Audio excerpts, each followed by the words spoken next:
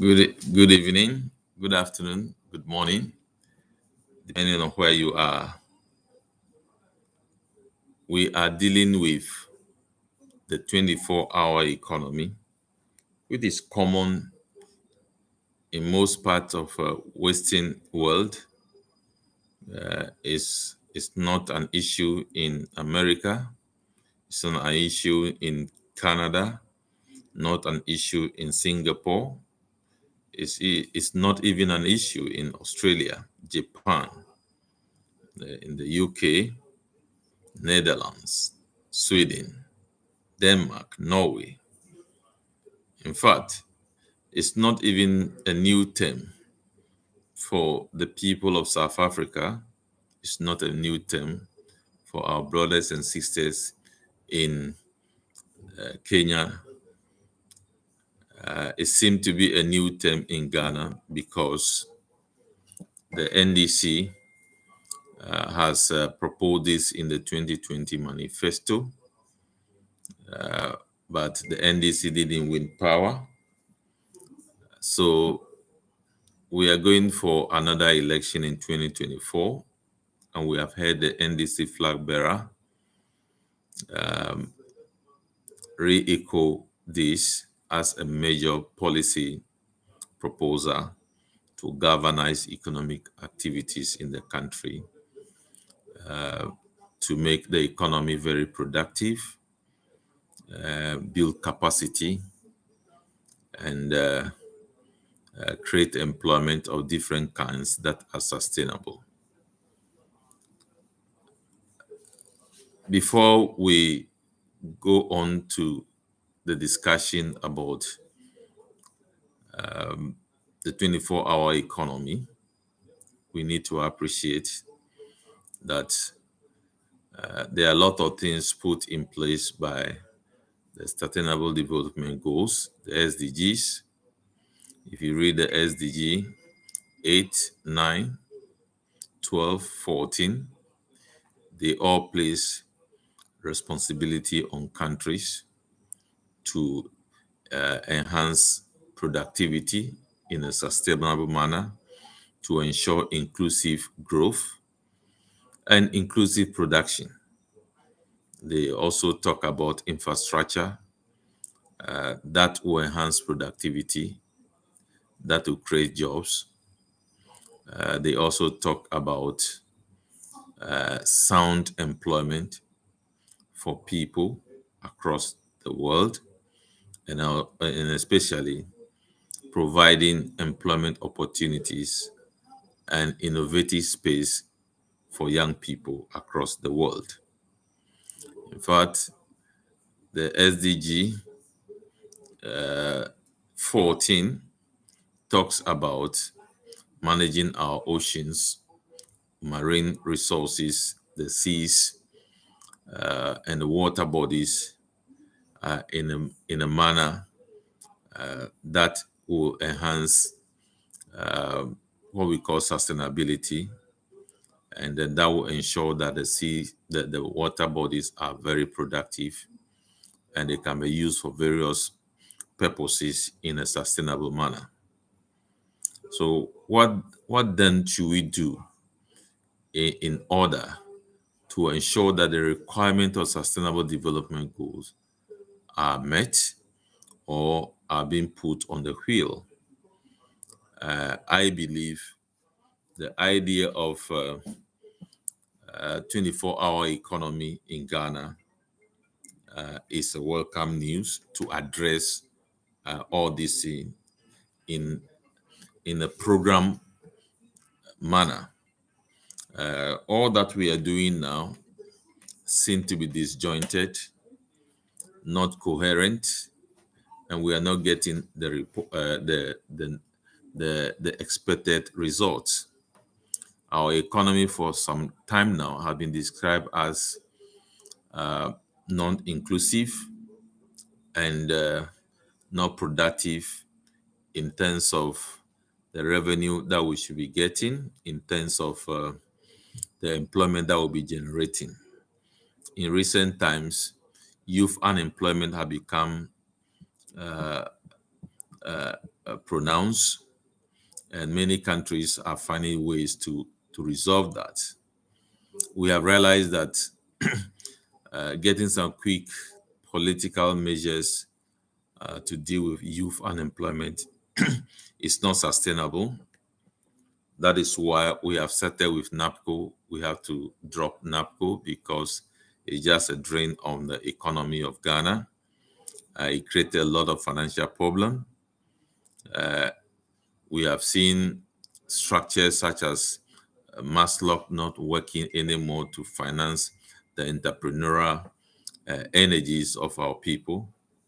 So a lot of things have become dysfunctional.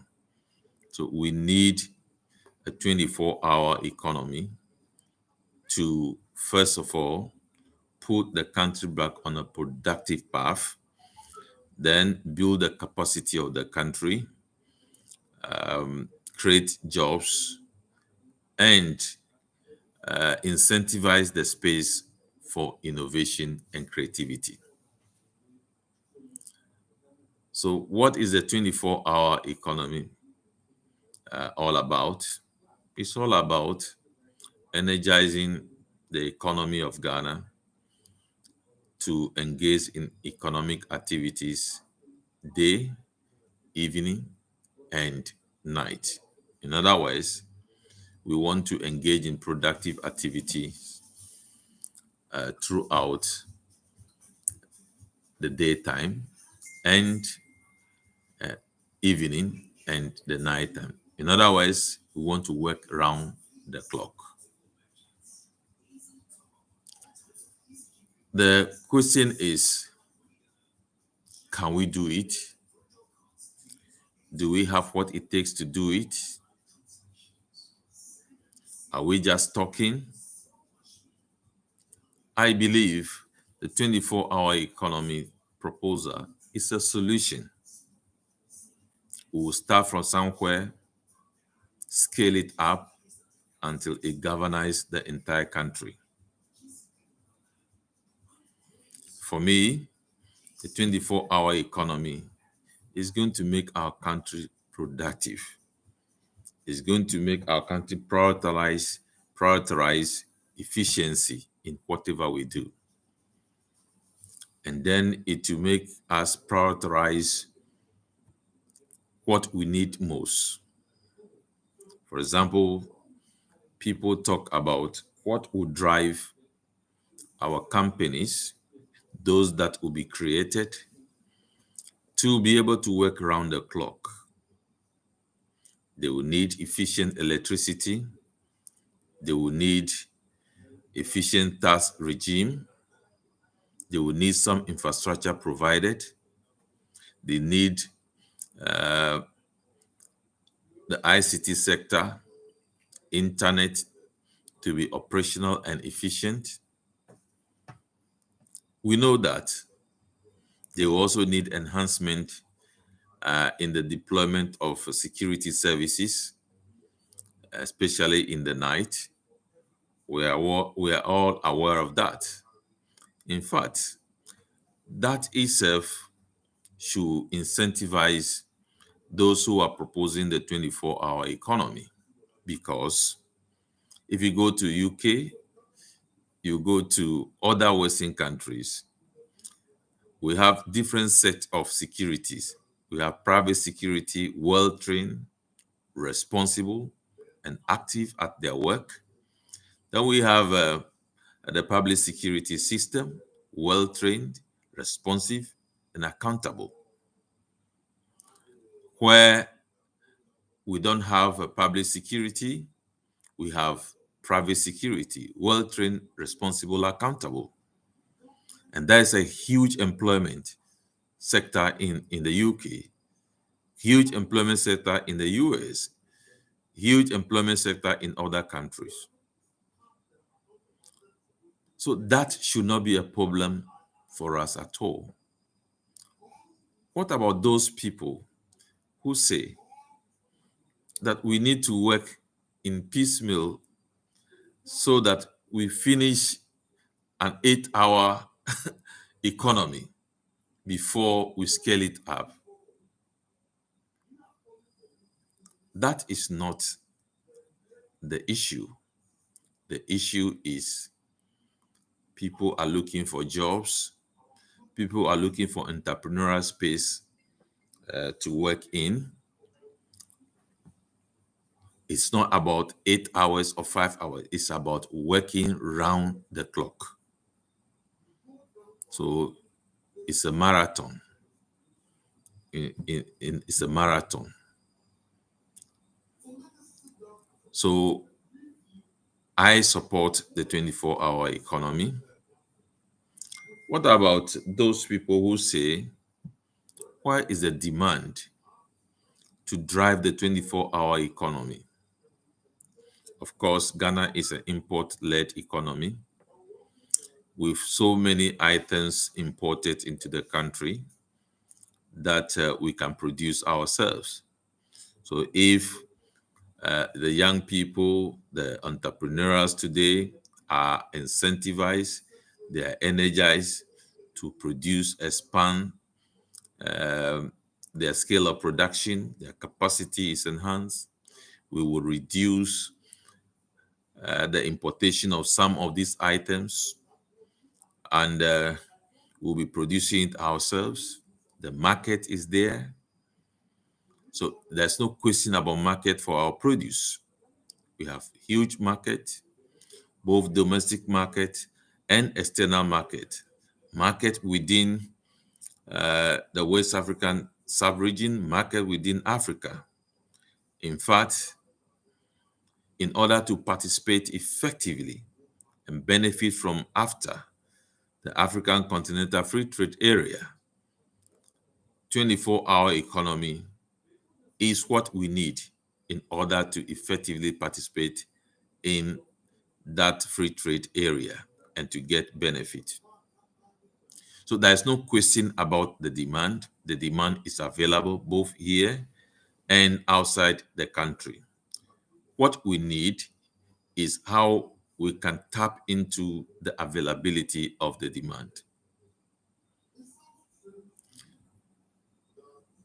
Now, there are people who say that would this be sustainable?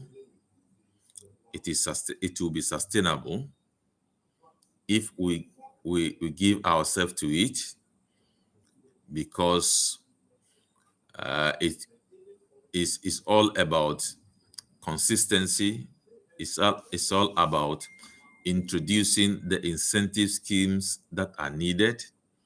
It's all about tapping into opportunities. So it is doable. It is doable. It's a great idea.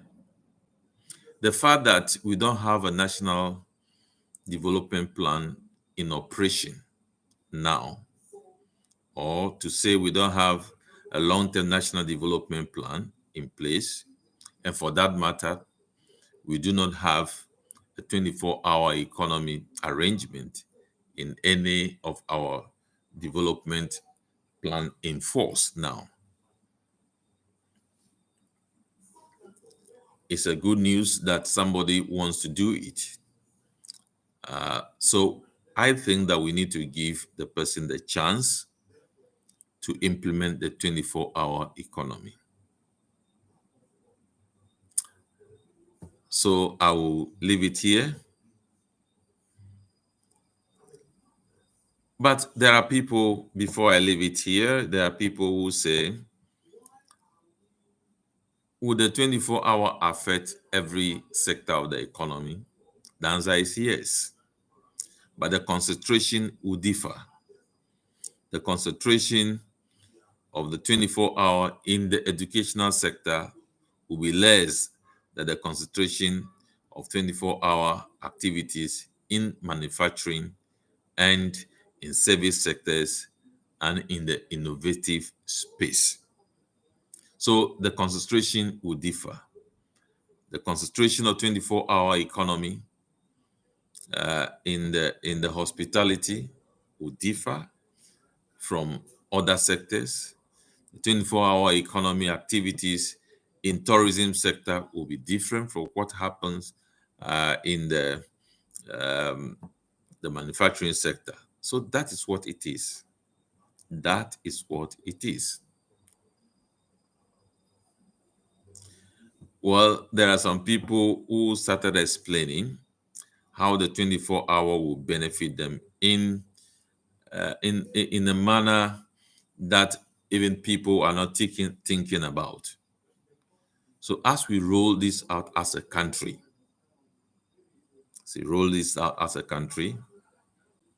I believe our innovative and creativity will even expand it more. So I believe that we need to give ourselves to it. Well, if you have any question, you can ask me. Okay, Prof, thank you for the presentation on the 24-hour economy, which has become a topical issue in our economic space. I have a simple question to ask. There have been these narratives from the opposing side. I mean, the incumbent government that when they come, they are coming to implement the blue economy policy, and they try to explain that the blue economy, once it is in place, there is no need for 24-hour economy. Can you talk about the blue economy and juxtapose that to the 24-hour economy that you just explained? Okay. As I said, there are things that are going on globally. You can talk about climate change, sustainability, which some people call green economy, and then we also have another global development under the Sustainable Development Goals, especially under Goal 14. That talks about how we manage our marine resources, our ocean resources, and then the other water bodies in a manner that is sustainable and that is inclusive and create opportunities for all of us. So the call for blue economy is something that is ongoing and has received global attention. In fact, so long as it is captured under the Sustainable Development Goal, and remember, Ghana has started inputting the Sustainable Development Goals in the budget since 2018. So you cannot tell me that blue economy is anything new. But it's something that global engagement will force you to do something about. So if you look at blue economy activities in the Netherlands, for example, the blue economy activities captured aquaculture, captured, the research facility regarding blue economy, captured things like tourism in water bodies, etc. So, and then managing those resources without allowing unwanted chemicals to influence our fish stock, etc.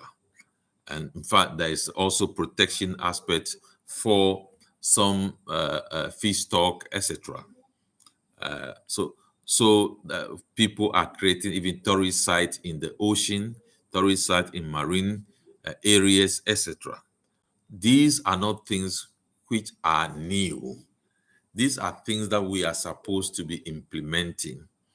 So these cannot take the place or occupy the space that 24-hour economy takes. In the 24-hour economy, you are doing blue economy activities round the clock. You are doing sustainable, activities round the clock. You are engaging in extractive industry round the clock and in a sustainable manner.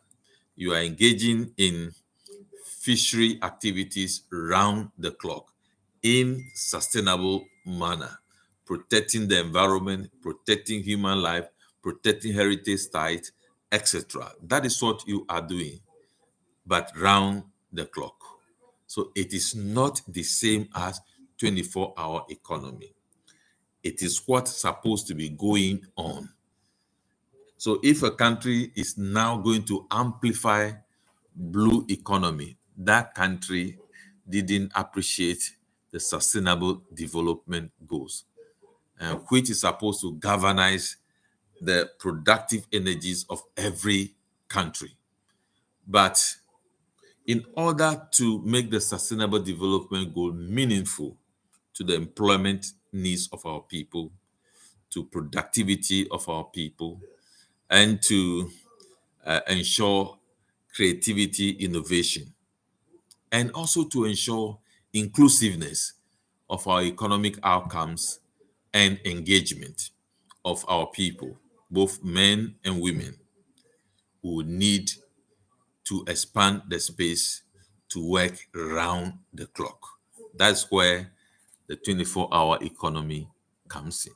So if somebody say it is better than 24-hour economy, it's because the people or those people do not appreciate what the 24 hours is focused on.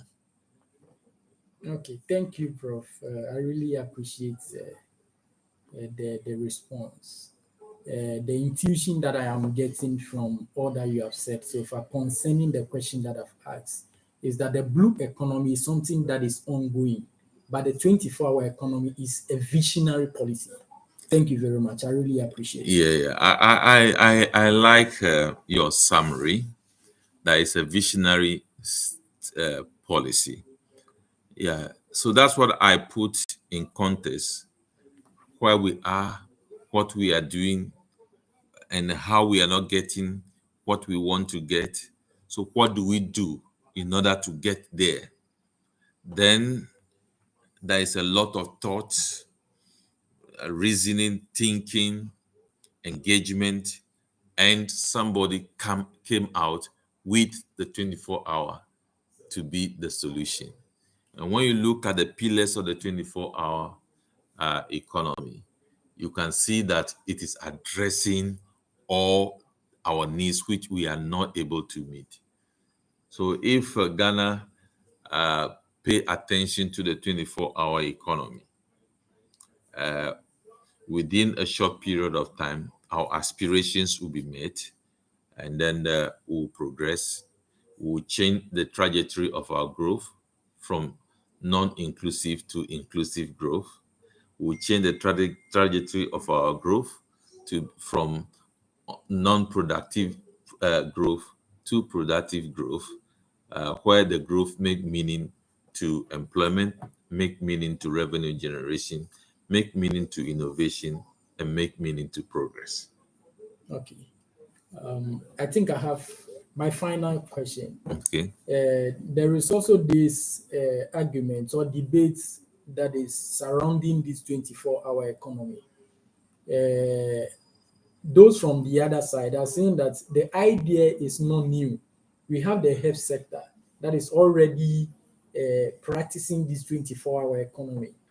So I want you to explain if it's actually a new policy or you are coming to enhance an already policy that we already are implementing. Thank you. Yes, we are in a global world where globalization has taught us a lot of things. We have benefited a lot from globalization. I did say that 24-hour economy is not strange to the people in the Western world and some countries in Africa. I did say that. But when you come to Ghana, 24-hour economy is a new proposal. It has not been there. What makes it different is that there is a conscious and deliberate effort to ensure that we work round the clock. It has never been part of our policy framing where we have a deliberate and conscious effort to ensure that we work round the clock. It has never been. So it's a new policy framework in the Ghanaian context. Yeah, the fact that we have health sector, for example, they work 24 hours, but I can tell you that the 24-hour that happens in the health sector, it doesn't happen everywhere. It doesn't happen everywhere. But this is the time that we are going to make conscious effort to ensure that health care is delivered 24 hours to every part of the country where it is highly possible.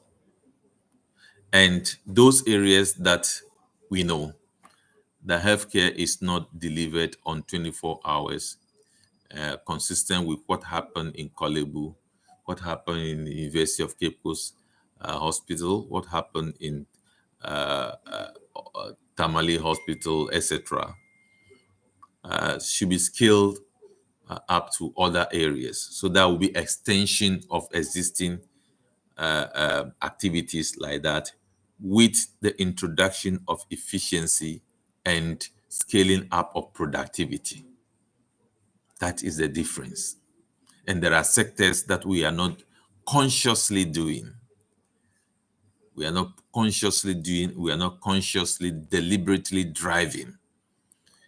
The policy implementation will address that so that in all we achieve three important pillars: productivity, we achieve efficiency, we achieve uh, uh, improvement in our capacity as an economy, and also to create more sound jobs for our people.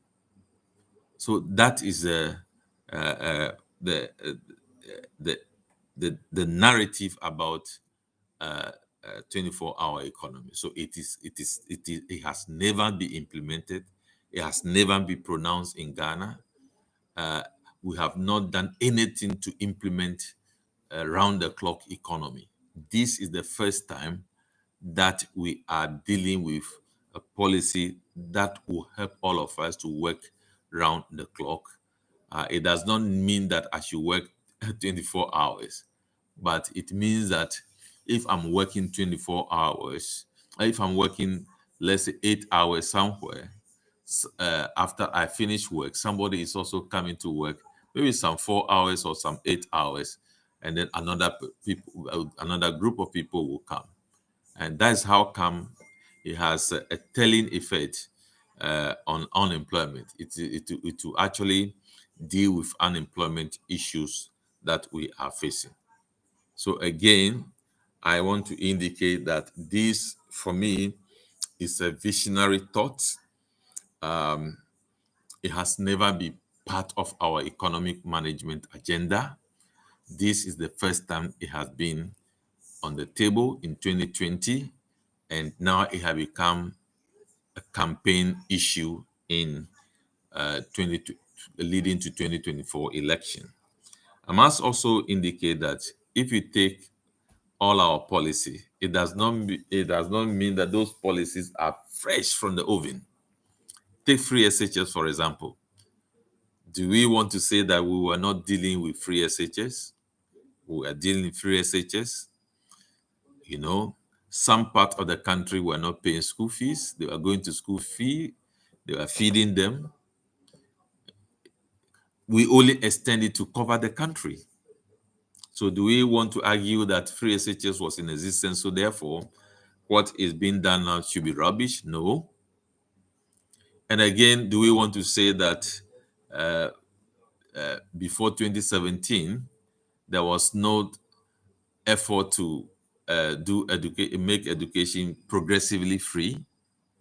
There are records to indicate that education was progressively free, at least at the basic up to senior high level in this country. But we took a decision that we are meeting the student, let's say, halfway. Let us complete the process. That is what we are having now. So it's not an issue where there is a resemblance of some activities in our economy. People worked throughout the night, but we are talking about governmental, deliberate, conscious effort to drive that. Prof, thank you very Thank you, much. thank you, thank you, thank you.